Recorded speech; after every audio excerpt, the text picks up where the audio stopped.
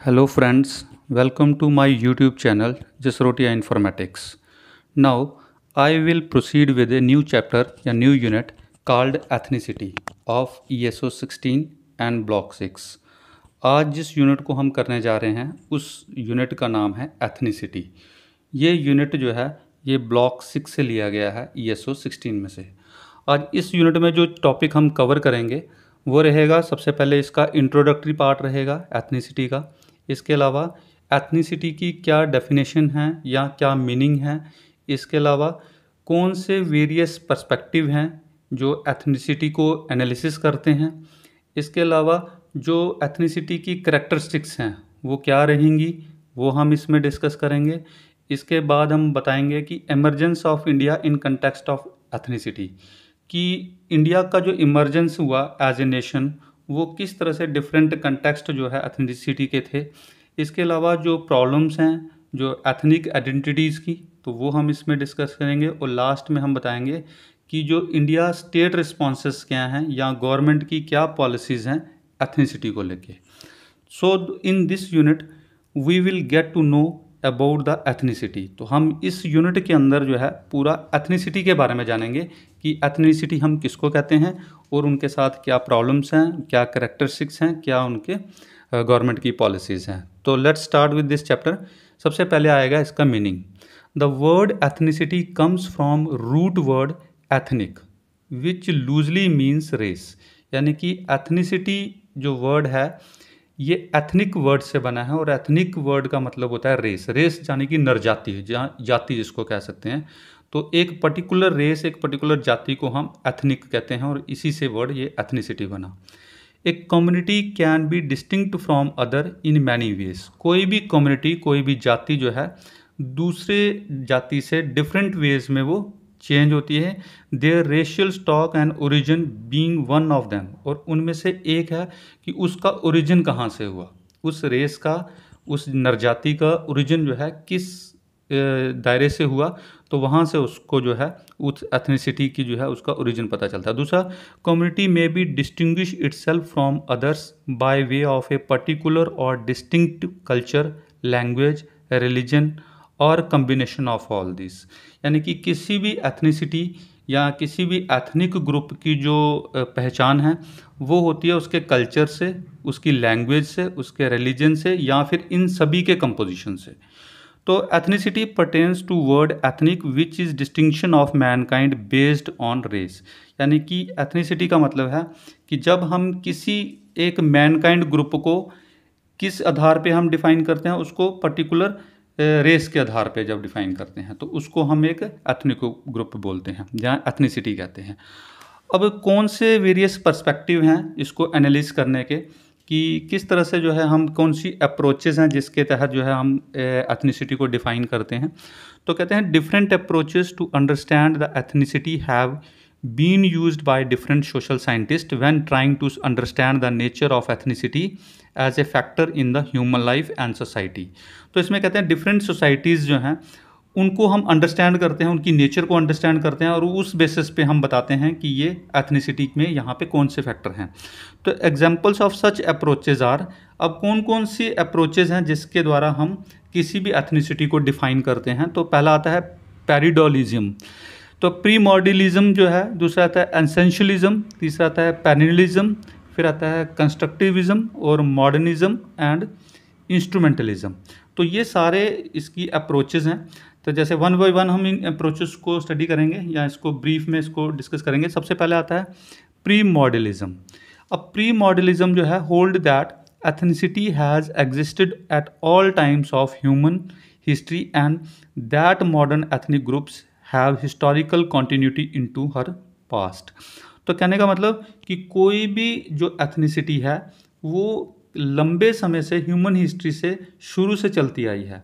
कोई भी जो एथनिक ग्रुप है जिसकी हिस्टोरिकल कॉन्टिन्यूटी है और पास्ट से उसकी हिस्टोरिकल कॉन्टिन्यूटी जो है आज तक चल रही है, तो उसको बोलते हैं पेरी मॉडर्निज्म। तो एक ये एथनिक कैटेगरीज है। दूसरी आती है एसेंशियलिस्ट पेरी मॉडर्निज्म। अब एसेंशियलिस्ट पेरी मॉडर्निज्म कौन सा होता है? This theory sees ethnic groups as natural. ये ग्रुप कहता है कि जो एथनिसिटी है ये एक नेचुरल प्रोसेस है, नॉट जस्ट ए हिस्टोरिकल। कहते हैं इसको, ये हिस्टोरिकल बैकग्राउंड से नहीं कह सकते कि जो एथनिक ग्रुप है वो ऑटोमेटिकली या नेचुरल ढंग से जो है वो डेवलप हो जाता है। And this understanding does not explain how and why nations and ethnic groups seemingly appear. लेकिन इसमें उस व्यू ने या इस अप्रोच ने ये नहीं बताया कि ये किस तरह से या कैसे ओरिजिन होते हैं, ये एथनिसिटी जो है या ये एथनिक ग्रुप किस तरह से ओरिजिन होते हैं। सिर्फ इन्होंने यही बताया कि एथनिक ग्रुप जो है ये एक नेचुरल प्रोसेस है और ये खुद ही अपीयर हो जाते हैं, खुद ही डिसअपीयर भी हो जाते हैं, ऑफन रीअपीयर थ्रू हिस्ट्री, और हिस्ट्री में दोबारा वापस भी आ जाते हैं। यानी कि एथनिक ग्रुप जो है एक नेचुरल प्रोसेस है, ये नेचुरल ओरिजिन होते हैं और नेचर के हिसाब से डिसअपीयर भी हो जाते हैं और दोबारा रीअपीयर भी होते हैं। तो इस तरह से सोशल ग्रुप्स जो हैं ये अपने हिसाब से जो है नेचर के अकॉर्डिंगली जो है डेवलप होते हैं, वैनिश होते हैं और दोबारा से रीअपीयर हो जाते हैं। इसी तरह से जो तीसरा इसका जो अप्रोच है वो है किनशिप पैरीमॉडलिज्म। अब किनशिप हम बोलते हैं सगोत्रता। सगोत्रता का मतलब that ethnic community are extension of kinship units, यानी कि डिफरेंट जो किनशिप हैं उस बेसिस पे जो है आगे जो एथनिक ग्रुप हैं वो बनते हैं। तो basically being drived by kinship और clans lies where the choice of culture science, जैसे लैंग्वेज है, रिलीजन है या कोई भी ट्रेडिशन है। यानी कि कोई भी एक एथनिक ग्रुप जो है एक डिफरेंट लैंग्वेज या रिलीजन या अपने ट्रेडिशंस को लेकर जो है डेवलप होता है और इस तरह से उसकी जो है एक बायोलॉजिकल एफिनिटी बनती है या बायोलॉजिकल उसकी एक पहचान बनती है। और इस तरह से इसको हम किनशिप पैरीमॉडलिज्म कहते हैं, यानी कि जो एक क्लैन के हिसाब से या एक किनशिप के बेसिस पे जो है एक एथनिक ग्रुप बनता है। इसके अलावा आता है गर्ड्स पैरीमॉडलिज्म। कहते हैं notably exposed by anthropologist Clifford Geertz. Clifford Geertz ने इसको एक्सप्लेन किया है और उसने बताया है कि argues that humans in general attribute and overwhelming power to the primordial humans given such as blood ties, language, territory and cultural differences. यानी कि ये व्यू पॉइंट कहता है, ये वाली अप्रोच कहती है कि जो ब्लड टाइज से जो एथनिक ग्रुप बनते हैं या लैंग्वेज बेसिस पे बनते हैं या किसी टेरिटरी के हिसाब से बनते हैं या कोई कल्चरल डिफरेंसेस के हिसाब से जो ग्रुप बनते हैं, तो उन एथनिक ग्रुप को उन्होंने गर्ड्स पैरीमॉडलिज्म के अप्रोचेस में रखा। इसके अलावा आता है पेरिनियलिज्म। पेरिनियलिज्म जो that holds that ethnicity is ever changing. ये व्यू कहता है कि एथनिसिटी जो है वो एवर चेंजिंग प्रोसेस है, क्योंकि एथनिसिटी स्टेबल नहीं होती, ये रिजिड नहीं होती, फ्लेक्सिबल है, ये चेंज होते रहती हैं। And that while the concept of ethnicity has existed at all time. इसलिए जो एथनिसिटी है, जो एथनिक ग्रुप्स हैं, ये हमेशा किसी भी हिस्टोरिकल बैकग्राउंड में अगर देखें तो हिस्टोरिकल बैकग्राउंड से लेके आज तक जो है एथनिसिटी जो है ऑल टाइम्स जो है वो चेंज होते रहती हैं या कायम रहती हैं। इसके अलावा नेक्स्ट जो पॉइंट आता है वो आता है सिचुएशनल पैरेललिज्म। जो सिचुएशनल पैरेललिज्म है hold that notions and ethnic groups emerge, change and vanish through the course of history. यानी कि किसी भी देश में या किसी भी जो एथनिक ग्रुप जो हैं वो इमर्ज होते हैं, उसके बाद वो चेंज भी होते हैं और वैनिश भी होते हैं through the course of history. क्योंकि जैसे से किस समय बदलता है उस हिसाब से, सिचुएशन के हिसाब से ये जो एथनिक ग्रुप्स हैं ये भी बदल जाते हैं। And this view holds that the concept of ethnicity is basically a tool used by political groups to manipulate resources such as wealth, power, territory and status in their particular groups। यानी कि ये जो group है ethnicity का, इसमें कहते हैं कि जो पॉलिटिकल ग्रुप्स जो हैं वो मैनिपुलेट करते हैं अपने रिसोर्सेज को, यानी कि वेल्थ, पावर, टेरिटरी, इस हिसाब से ये ग्रुप जो है आगे फॉर्मेशन करता है।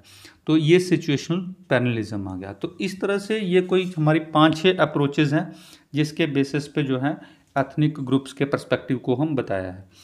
तो इसी तरह से अब एथनिसिटी की क्या करैक्टरिस्टिक्स हैं, यानी कि एथनिसिटी की क्या मुख्य विशेषताएं होती हैं, अब उसको हम डिस्कस करेंगे। सबसे पहला आता है ethnicity relates to ascriptive identities like caste, religion, region etcetera. तो यानी कि जो एथनिसिटी है उसका सीधे एक एस्क्रिप्टिव आइडेंटिटीज़ होती हैं, यानी कि वो कुछ चीज़ों को अपने साथ लेके चलती हैं, जैसे कास्ट हैं, रिलीजन है, लैंग्वेज है या रीजन है। यानी कि उनकी एक पर्टिकुलर बाउंड्री होगी, पर्टिकुलर रिलीजन होगा, पर्टिकुलर लैंग्वेज होगी और पर्टिकुलर कास्ट होगी। ये एथनिसिटी की पहली करेक्टरिस्टिक्स है। दूसरी, inequality in terms of sharing power between two ethnic group result into conflicts. कहते हैं जब भी दो एथनिक ग्रुप्स में इनइक्वालिटी आएगी तो उन दोनों एथनिक ग्रुप्स में कन्फ्लिक्ट्स पैदा हो जाते हैं। तो उसी कन्फ्लिक्ट से जो है ये दोनों जो एथनिक ग्रुप्स होते हैं इनके जो है झगड़े शुरू हो जाते हैं। तो ये एक दूसरी करेक्टरिस्टिक है कि कोई भी एथनिक ग्रुप जो है, जो भी ट्राइबल एरिया है या कोई भी एरिया है जहाँ पे दो एथनिक ग्रुप होंगे वहाँ पे हमेशा कन्फ्लिक्ट्स रहेंगे। तीसरी इसकी विशेषता रहेगी, the ethnicity is socially mobilised and territorially confined. तो कहते हैं जो भी एथनिसिटी है वो सोशली मोबिलाइज्ड होती हैं, यानी कि उनका अपना एक सोशल कल्चर होगा और दूसरा उसकी अपनी एक टेरिटरी होगी, यानी कि उसका एक बाउंड्री, कन्फाइंड बाउंड्री होगी जिसमें वो एक ट्राइबल ग्रुप या एक एथनिक ग्रुप जो है वो रहेगा। इसके अलावा it has numerically sufficient population. कोई भी जो एथनिक ग्रुप है उसकी एक डिफाइंड पॉपुलेशन रहती है कि वो एक पर्टिकुलर पॉपुलेशन होगी जो एक पर्टिकुलर टेरिटरी में रहती हैं। दूसरा, it is a pool of symbol of depicting distinctiveness. Her ethnic group का एक सिंबल होते हैं, उन सिंबल्स को डिपिक्ट करते हैं, उनकी पहचान को, उनकी विशेष पहचान जो है उनके सिंबल से होती हैं। इसके अलावा being left out of the development process and even being a victim of uneven development ethnicity cause ethnic movements. तो अब जितनी भी एथनिक ग्रुप्स हैं उसमें किसी न किसी तरह से जो है अनइवन डेवलपमेंट रहती हैं और उसी वजह से हमेशा जो एथनिक ग्रुप्स हैं ये हमेशा एक अपनी एथनिक मूवमेंट्स को लेके चलते हैं। जैसे फॉर एग्जांपल जैसे झारखंड मूवमेंट है, एक पर्टिकुलर ट्राइबल ग्रुप था जिसने ये मूवमेंट स्टार्ट की। तो ये इसकी हम केस स्टडी आगे इसी यूनिट में पढ़ेंगे। दूसरा आता है, ethnicity is manifested in Indian politics not merely due to grass root discontent but is also creation of vested political interest. अब जो एथनिसिटी है इसको इंडियन पॉलिटिक्स में बहुत ज़्यादा मैनिफेस्टेशन दी है, क्योंकि सिर्फ इसलिए नहीं कि इनका डिसकंटेंट है या ये इन लोगों को डिप्राइव्ड किया गया है, बल्कि कुछ पॉलिटिकल इंटरेस्ट भी इनके साथ होते हैं जिसके कारण इन एथनिसिटी या इन एथनिक ग्रुप को बहुत ज़्यादा जो है स्ट्रेस दी जाती है या इनके ऊपर पॉलिटिक्स की जाती है।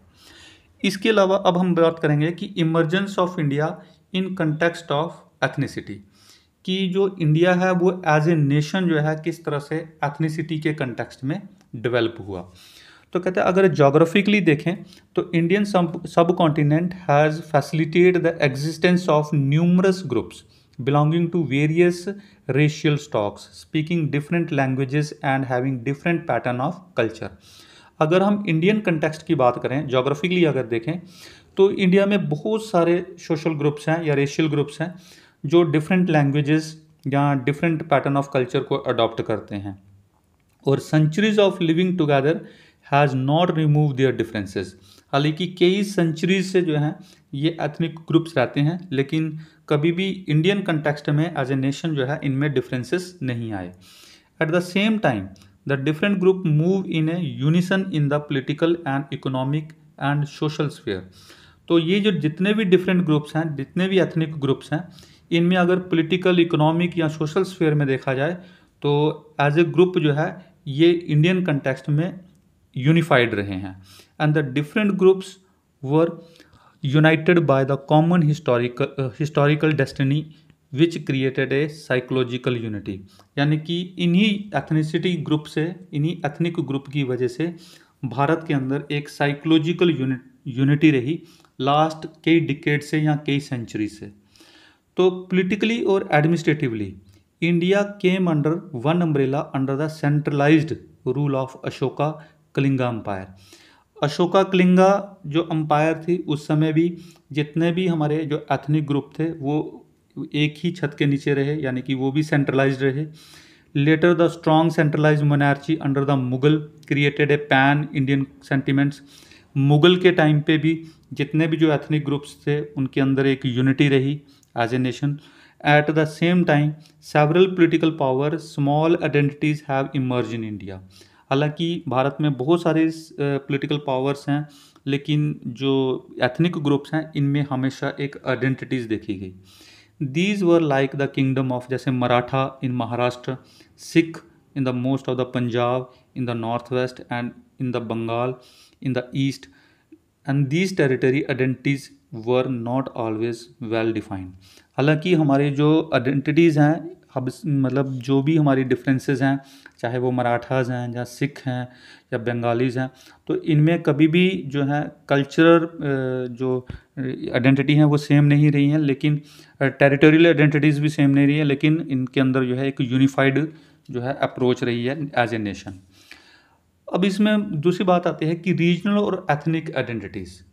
अब क्या प्रॉब्लम्स हैं जो एथनिक आइडेंटिटीज़ को लेके हैं, कि अब जो जितने भी हमारी एथनिसिटी हैं या एथनिक ग्रुप्स हैं, इनमें क्या प्रॉब्लम्स हैं इंडियन कंटेक्स्ट में. तो सबसे पहले आता है सून आफ्टर इंडिपेंडेंस. जैसे ही भारत आज़ाद हुआ, the most powerful manifestation of ethnicity in India was the demand for creation of the state और प्रोविंसेस ऑन लिंग्विस्टिक बेसिस. जब भारत आज़ाद हुआ तो जैसे ही भारत इंडिपेंडेंस में आया, तो उसी के बाद तुरंत जो है जो डिफरेंट प्रोविंसेस थे वहाँ पे एथनिसिटी को लेके लैंग्विस्टिक बेसिस पे जो है हमारे देश में जो है क्रिएशन शुरू हो गई स्टेट्स की. And the state reorganisation committee बनानी पड़ी, was formed in 1956. And the boundaries of the states were redrawn on linguistic basis. तो जितनी भी जो एथनिक ग्रुप थे, एथनिक ग्रुप के बेसिस पे जो उनकी लैंग्वेजेस थी, तो लैंग्वेजेस के आधार पे हमारी स्टेट की फॉर्मेशन हुई, जिसके लिए स्टेट रीऑर्गेनाइजेशन कमेटी जो थी फ्रेम की गई 1956 में. And this forming of linguistic states was manifestation of ethnic identity. लेकिन ये सारी लिंग्विस्टिक स्टेट्स जो हैं, लैंग्वेज के आधार पे जितनी भी स्टेट्स थी, इनकी जो एथनिक आइडेंटिटी थी उसके आधार पे ही हमने सभी स्टेट्स की फॉर्मेशन की. And this process reinforce the regional and linguistic identity and ethnicity. तो इस तरह से भारत ने जितने भी जो एथनिक ग्रुप थे उनकी जो आइडेंटिटी थी लैंग्वेज के आधार पे या रीजन के आधार पे, उसको अपने प्रोसेस में या इसमें रखा. And soon become a part of political scenario. और इसी पॉलिटिकल सिनेरियो के तहत जो है various political parties were formed at the state level. तो और इन्हीं एथनिक ग्रुप के बेसिस पे डिफरेंट पॉलिटिकल पार्टीज़ की फॉर्मेशन हुई, which were by and large identified with ethnic elements. तो उन्होंने उन्हीं एथनिक एलिमेंट्स के आधार पे अपने पॉलिटिकल ग्रुप्स डेवलप कर लिए. तो इसी तरह से ये पहली प्रॉब्लम्स थी कि एथनिक ग्रुप्स के हिसाब से उसको कितनी अपनी पहचान कैसे मिले. तो ये सबसे पहला प्रोविज़न हमने रीऑर्गेनाइजेशन कमेटी में रखा, स्टेट रीऑर्गेनाइजेशन कमेटी में. दूसरी प्रॉब्लम्स क्या हैं, जैसे जो ट्राइबल बेल्ट है, एक हम केस स्टडी के माध्यम से इसको बात करेंगे. झारखंड मूवमेंट एक बड़ी एग्जाम्पल है. A tribal belt of central India comprising the portion of Bihar, Madhya Pradesh, Orissa has seen the rise of Jharkhand movement. कहते हैं बिहार, मध्य प्रदेश और उड़ीसा, इन तीनों स्टेट्स की जो सीमाएं थी वहाँ पे एक प्रॉब्लम राइज हुई, which agitate the formation of separate state for tribals. तो वो ट्राइबल एरिया जो था वहाँ का, वो चाहता था कि उनके लिए एक अलग जो है फॉर्मेशन हो स्टेट की, क्योंकि झारखंड, बिहार और मध्य प्रदेश के जो डिफरेंसेस थे या उनके अंदर जो कन्फ्लिक्ट्स थे, उसकी वजह से उनको कहीं ना कहीं सेटबैक हो रहा था. विच दे सक्सीड इन अचीविंग. जिस मूवमेंट जो मूवमेंट उन्होंने स्टार्ट की, झारखंड मूवमेंट, वो सक्सीड हुई और उन्होंने वो चीज़ अचीव की. और Jharkhand movement is a good example of politics of ethnicity. और ये सबसे बड़ी एथनिसिटी की प्रॉब्लम्स थी जो सॉल्व की गई, कि जो उनके साथ जो इश्यूज थे अंडर डेवलपमेंट के, तो उस तरह से वो किया. दूसरा जो एथनिसिटी में नेक्स्ट जो प्रॉब्लम रहती हैं, जैसे क्लास और कास्ट कन्फ्लिक्ट्स रहते हैं. जो tribal were marginalised at all levels. जो ट्राइबल हैं वो हर लेवल पे मार्जिनलाइज्ड हैं. मार्जिनलाइज्ड का मतलब उनको कहीं ना कहीं पीछे रखा जाता है. This had generated ट्रेमेंडस frustration among them, जिसकी वजह से उनके अंदर ज़्यादा फ्रस्ट्रेशन है या टेंशन्स रहती हैं. And this harsh reality had provided the ground for effective propaganda which had facilitate the growth of the internal solidarity. जिसकी वजह से जो उनकी इंटरनल सॉलिडारिटी है या उनकी जो यूनिटी है, उनके ऊपर जो है बहुत ज़्यादा प्रॉब्लम क्रिएट होती हैं या खतरे रहते हैं. तो इस तरह से The constitution has also felt that ethnicity should not stand in the way of political, social and economic and cultural progress of the country. तो गवर्नमेंट ने ऐसी पॉलिसीज़ बनाई ताकि ये जो कन्फ्लिक्ट्स हैं या ये जो अंडर डेवलपमेंट हैं एथनिक ग्रुप्स के अंदर, तो उनको कहीं ना कहीं जो है ठीक किया जाए। तो कॉन्स्टिट्यूशन के अंदर ये सारी चीज़ें हमने रखी। तो उसके लिए हमने क्या किया, the provision such as universal adult franchise granted to the people irrespective of their caste, race, language, granted to the people secular participation in various social and economic activities. इसमें हमने एडल्ट फ्रेंचाइज जो है, universal adult franchise का प्रावधान रखा ताकि कोई भी व्यक्ति जो है जो 18 ईयर से ऊपर है, चाहे वो किसी कास्ट, किसी भी एथनिक ग्रुप का, किसी भी रेस का, किसी भी लैंग्वेज का हो, तो उसको सेकुलर पार्टिसिपेशन जो है उसकी सोशल और इकोनॉमिक एक्टिविटीज़ में रहेगी। और दूसरा, the state has also turn to reformist and has intervene to promote the lot of weaker section and minorities.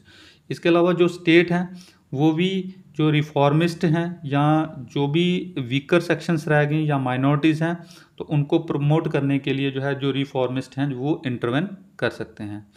तो इस तरह से जो है जो गवर्नमेंट पॉलिसीज़ हैं या गवर्नमेंट ने भी जो ट्राइबल ग्रुप्स हैं इनके जो बैकवर्ड जो इनकी बैकवर्ड सेक्शंस हैं या जो वीकर सेक्शंस हैं, तो उनके लिए डिफरेंट प्रोविज़न रखे गए हैं। तो इस तरह से ये सारा चैप्टर था जिसमें हमने बताया कि किस तरह से जो है जो डिफरेंट जो एथनिक ग्रुप्स हैं उनकी क्या प्रॉब्लम्स हैं, उनमें क्या अप्रोचेस हैं, क्या पर्सपेक्टिव्स हैं, या क्या करेक्टरिस्टिक्स हैं, या फिर गवर्नमेंट की क्या पॉलिसीज़ हैं, या क्या उनकी प्रॉब्लम्स हैं। तो in our unit on the ethnicity we have attempted to bring across to you the meaning of ethnicity. तो हमने पूरे मीनिंग के बारे में इसमें बताया and we have also mention about the various perspective of on ethnicity. तो जो डिफरेंट पर्सपेक्टिव थे एथनिसिटी को लेके वो भी हमने बताया and the problem of ethnicity वो भी हमने बताया कि क्या क्या प्रॉब्लम्स हैं। जैसे एक एग्जांपल भी दी, by presenting the case of Jharkhand movement we have drawn attention to underlying the basic problem of deprivation and exploitation covered in any ethnic movement। तो ये सारा इस यूनिट में था। Now if any student has any query regarding this chapter, please write in the comment box of this video so that I may resolve his and her doubt.